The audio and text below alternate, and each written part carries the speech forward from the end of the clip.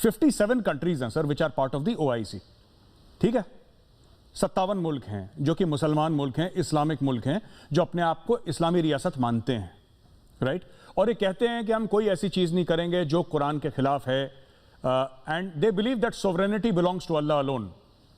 मेरा आपसे सवाल है सर कि कोई किसी और इस्लामिक मुल्क में तो मैंने नहीं देखा ये होते हुए। दुबई में ऐसा नहीं होता है सर, सऊदी अरब में ऐसा नहीं होता है। आई मीन इंडोनेशिया चले जाइए जो सबसे बड़ा तादाद के हिसाब से, पॉपुलेशन के हिसाब से सबसे बड़ा मुसलमान मुल्क है दुनिया में, इंडोनेशिया, उधर ऐसा नहीं होता है। ये पाकिस्तान में ही ऐसी खास माइंडसेट, अभी देखिए हाल ही में UAE ने, सर वो भी तो अरब हैं, उनके वहां पे तो मोहम्मद साहब पैदा हुए थे, वहां पे उनके यहां से तो कुरान शरीफ वहां पे नाजिल हुई थी, वो तो 1400 साल से मुसलमान हैं। उन्होंने फ्रांस से 80 रफेल खरीद लिए, अभी फोटो आ रही है उनकी सर, उन्होंने 80 रफेल फ्रांस से खरीद लिए। यहां फ्रांस के नाम पे आधा लाहौर जला दिया। ये किस प्रकार का इस्लाम पाकिस्तान में सिखाया जाता है? ये व्हाट इज दिस रैशनल जिसकी अगर हम बात करें तो ये क्या लॉजिक क्या है सर? मेरे साहब, वक्त करता है परवरिश बरसों, हादसा एकदम नहीं होता। ये जो हुआ सियालकोट में, इस जुल्म का आगाज तो हुआ था सलमान तासीर शहीद के कत्ल से, जिस मुमताज कादरी ने कत्ल किया, फिर उसको जिस तरीके से ग्लोरीफाई किया गया, फिर जिस तरीके से उसको वकीलों ने फूलों के हार, ये आरजू जी ठीक कह रही हैं कि जिस तरीके से उसको फिर वकील अदालत के अंदर जब फूलों के हार पहनाए गए, चले जी स्टेट का काम था, जुडिशरी का काम था हैंग करना, सजा दे दी, हैंग कर दिया गया, मगर यहाँ खत्म नहीं हुआ मामला फिर इसके बाद शुरू हुआ जब लिबर्टी चौक के अंदर सॉलिडारिटी शो करने के लिए एक जो यहाँ के जो एक लिबरल्स कह लें या हम जैसे को कह लें, जब मोमबत्तियां लेके पहुंचे लिबर्टी चौक पर लाहौर में, खादिम रिजवी ने उसके ऊपर हमला किया। ये पहली अपीयरेंस थी खादिम रिजवी की मेन स्ट्रीम पे आने के लिए, उससे पहले खादिम रिजवी को कोई नहीं जानता था। उस हमले के बाद वो डिस्पर्स हो गए, लोग भाग गए, यहाँ तक मामला खत्म नहीं हुआ। मैं फिर बीच में स्किप कर जाऊंगा, मैं एंड पे आ जाता हूँ। जब हम ये कहते हैं कि सऊदीया में, आपने कहा कि ठीक है जी मैक्रोन की विजिट के ऊपर है, मैं मौलाना फजलुर रहमान का जिक्र करूंगा, फिर मैं उनकी मुनाफिकत का भी जिक्र करना चाहूंगा कि जब वो यहाँ पे इस्लामाबाद में हमारे खिलाफ धरना लेके आए, बिलावल भुट्टो स्टेज पे उनके पीछे खड़े थे, मौलाना फजलुर रहमान मुमताज कादरी शहीद कह रहा था, मुमताज कादरी को ग्लोरीफाई कर रहा था, और बिलावल भुट्टो ने वहां पे कोई अपनी जबान, और मैंने उसी दिन पे आके इस बात की मजम्मत की कि मौलाना फजलुर रहमान की मजम्मत होनी चाहिए कि जिसने मुमताज कादरी को वहां पे स्टेज पे खड़े होकर शहीद कहा है और उसको ग्लोरीफाई दिया है।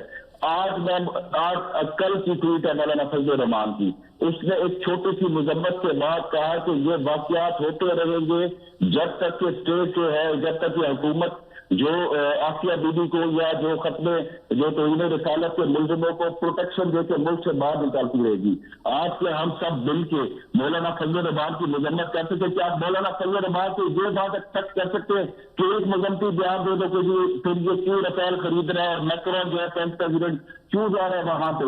यहाँ पे तो आप आग लगा रहे हो, यहाँ पे तो लोगों को, और वहां से आपको पैसा आ रहा है, इसलिए आप सऊदी अरब ये मुनाफिकत देखें। फिर ये TLP सिर्फ ये मैं मौलाना फजलुर रहमान का नहीं कह रहा, फिर मैं उन लोगों का, उन स्टेक होल्डर्स का भी कह रहा हूं कि जो इनको पॉलिटिकल गेम्स, शॉर्ट गेम्स की खातिर, अपने पॉलिटिकल प्रेशर ग्रुप की खातिर, कलसूम नवाज का इलेक्शन हुआ, TLP को खड़ा किया गया, जमात दावा के बंदे को खड़ा किया गया, इन सब को खड़ा करके कलसूम नवाज के खिलाफ इलेक्शन लड़ाया गया ताकि रिलीजियस वोट, राइट विंग का वोट जो है, इनको जब तक हम अपने पॉलिटिकल गेम्स के लिए यूज करते रहेंगे, ये इसी तरीके से ये बढ़ती रहेगी।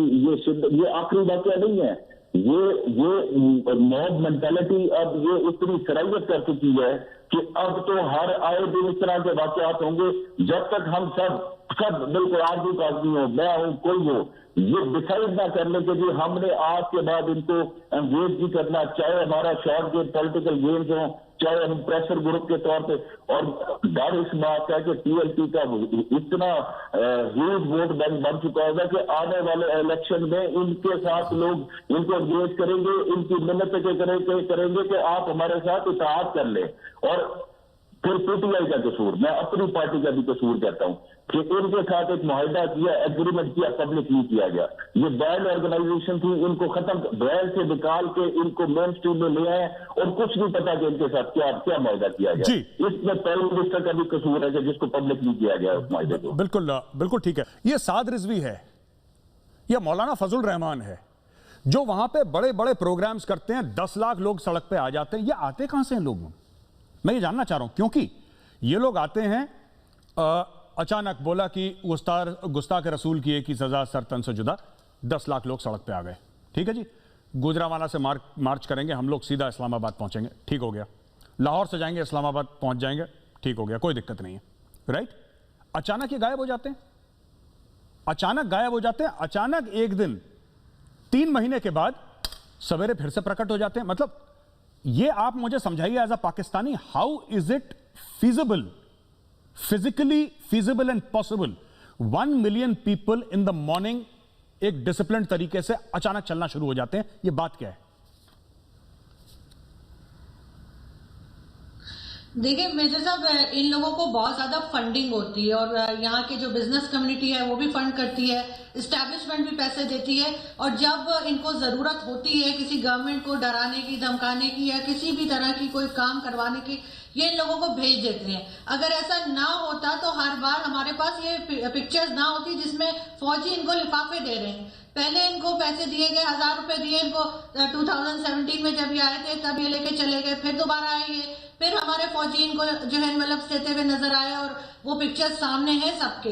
ये बात अब कोई ढकी छुपी नहीं है कि इनको एस्टेब्लिशमेंट ही भेजती है और इनको कहती है जितने दिन का ये आते हैं इनको खर्चा पानी दिया जाता है, इनके नखरे उठाए जाते हैं और जब इनको कहा जाता है ये वापस चले जाते हैं। वरना इस्लामाबाद जैसी सिटी में या किसी और जगह इतनी ज्यादा पुलिस चौकियां हमारे यहाँ कि शायद ही कहीं होंगी, तो हर जगह ये कैसे आके बैठ जाते हैं जब तक कि इनको परमिशन ना मिली हो। तो बिल्कुल ये एक तरह के पेड़ होते हैं और खासतौर पे जो मदरसों में इन्होंने फौज अपनी पाली हुई है, जिनके दिमागों में जहर भरा हुआ है, ये इसी काम आते हैं। इनको कहते के साथ ही सारे मदरसे के लड़के इनके पहुंच जाते हैं और बैठ जाएंगे आके सड़कों के ऊपर या कहीं पे भी जहां इनको बताया जाएगा, और उसके बाद पैसे लेकर ये लोग चले जाते हैं। खाना पानी इनको दिया जाता है, घर के खर्चे इनको दिए जाते हैं, इनको बड़े बड़ी गाड़ियों में ये सफर करते हैं। सारे जितने मुल्ला हैं एक करोड़ों के घरों में रहते हैं और बातें ये करते हैं कि अगली जहान में जाके सब कुछ मिलेगा, यहाँ बड़ी सादी जिंदगी गुजारो, और खुद ये 2-2 करोड़ की गाड़ियों में होंगे, चाहे कोई भी हो,